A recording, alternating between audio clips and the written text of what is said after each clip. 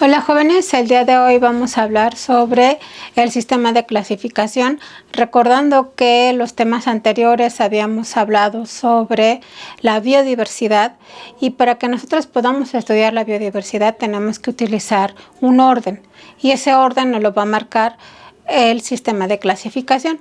Para esto, el sistema de clasificación utiliza una disciplina que se llama sistemática. ¿Cuál es el objetivo de la sistemática? Pues el agrupar o el poner a las nuevas especies en el lugar donde les corresponde y si es necesario pues hacer otro tipo de, por ejemplo, familia, otro orden para que tengamos organizadas todas las especies que se encuentran en el mundo. Entonces, esta sistemática va a estar auxiliada por la taxonomía. La taxonomía es el orden tal cual de los seres vivos. Cada ser vivo, cada uno de nosotros es un taxón, o sea, el individuo por sí se le conoce como taxón en la sistemática. Entonces, pues es importante que la taxonomía nos ayude a agrupar estos taxones en donde deben de ir. Para poder nombrar a las diferentes especies se utiliza otra ciencia que es la nomenclatura y es donde se le da el nombre a las especies. Todas las especies nuevas y las que ya se han descubierto están escritas en latín. ¿Por qué en latín? Porque es una lengua muerta, porque ya no va a cambiar. Si ustedes han visto diferentes tipos de lenguas, en todas surgen nuevas palabras. Entonces, realmente, por ejemplo, en la lengua española, cada cierto tiempo se van agregando o quitando palabras del diccionario. Entonces, en la ciencia, si utilizamos una lengua muerta, ya no se van a quitar y ya no se van a poner palabras y por eso es que se utilizó el latín.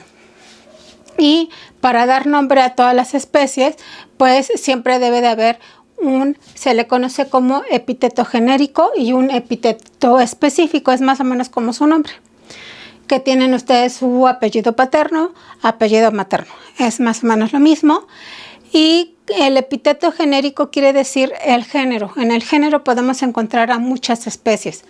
Por ejemplo, el ser humano está dentro del género Homo y ese mismo género lo vamos a compartir con los chimpancés, con los monos, con los orangutanes, porque todos son el género Homo. ¿Qué nos va a diferenciar de esos géneros? Pues ahora sí es la especie. ¿Qué especie somos? La sapiens sapiens.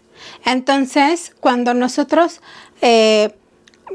nombramos a una especie, siempre tiene que ser en latín, tiene que utilizar esos dos epítetos y si no lo podemos escribir en cursivas, pues entonces se va a subrayar y eso indica que es el nombre específico de la especie.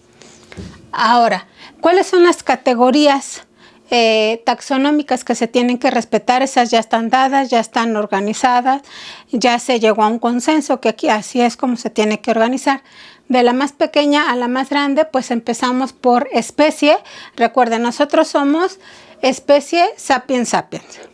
Género, Homo, familia, homínide, orden, homoide, clase, homínide, filum y división, y ya después de división vendría el reino. Entonces es especie, género, familia, orden, clase, filum, división y por último sería el reino en el que nos agrupamos.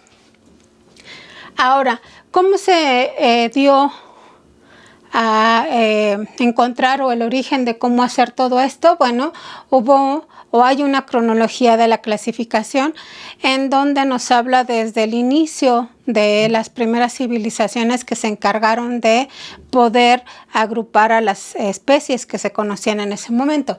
Empezamos por Aristóteles, recordando que Aristóteles era de la cultura griega y desde ahí pues él solamente, como no había microscopio, pues solamente clasificó lo que él podía ver a simple vista. ¿Y qué era lo que podía ver?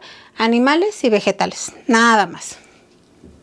Después llegó Ernest Haeckel y aquí Ernest fue uno de los primeros en observar un microscopio muy rudimentario, pero fue el primero en observarlo.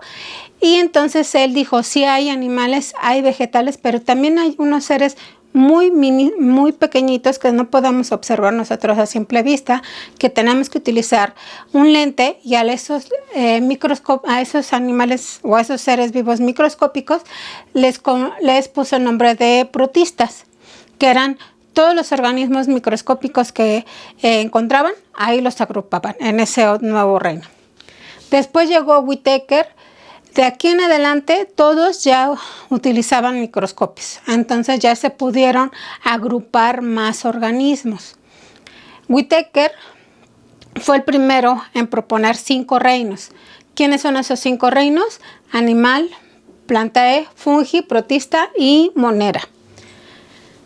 Lynn Margulis y Schroeder, ellos proponen igual los 5 reinos, pero los organizan. ¿A qué me refiero con los que los organizan?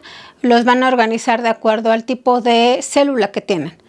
Hay 2 tipos de células, unas que son las procariotas, que no tienen núcleo, y otras son las eucariotas. Entonces, primero van a organizar a todos los seres vivos que sus células no tienen núcleo. Entonces, están en el reino Monera, que son todas las bacterias, Protista, que siguen siendo microorganismos, pero que se comportan como animales, hongos, que ya tienen células eucariotas, como la de nosotros, que ya tienen núcleo, plantas y animales. Entonces, la diferencia que hizo Lynn Margulis y Schwartz es que los organizaron de acuerdo a el tipo de célula que tenían y también qué tan viejo era su registro fósil.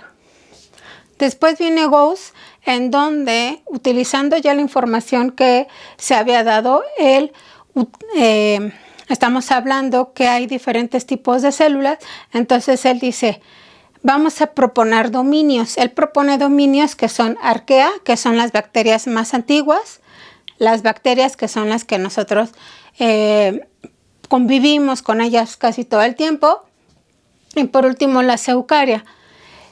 Las bacterias y las arqueobacterias tienen células procariotas y los eucarias son los que tienen célula eucariota. Cavalier y Smith, ellos proponen lo que se le conoce como superreinos.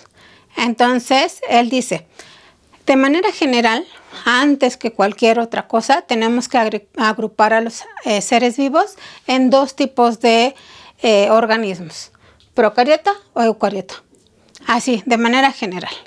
Ya después vendrían los reinos, las familias y todo lo demás, pero él dice, primero hay que saber qué tipo de célula es, sin núcleo o con núcleo, ¿sí? Ahora, ¿cómo llegaron a entender todo esto? Bueno, porque se empezaron a hacer, una vez que avanzó la biotecnología, se empezaron a usar otro tipo de herramientas para saber cómo estaban constituidos los seres vivos. Entonces, este es un árbol filogenético y en los árboles filogenéticos nos dice, la parte de abajo, que sería como la raíz de nuestro árbol, está el ancestro común.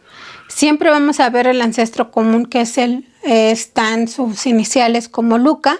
Luca es la primera célula que dio origen a todos los seres vivos y de aquí se van a ir diferentes ramas.